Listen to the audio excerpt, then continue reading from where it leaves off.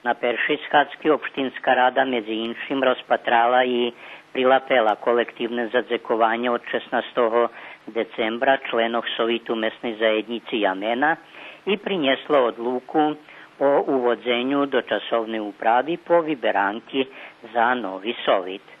Na druhej schádzky členi Obštinskej rady rozpatreli i prilapeli predklad rebalansa tohoročného i predklad budžeta obštiny šít za 2015. rok od 1 milijardy 973 milióny dinári. O tých predlohoch odborníky budú odlučovať na schádzky skupštiny, ktorá še otríma 25. decembra. Do Jameny za tamtejšiu školu stihla i nova pomoc.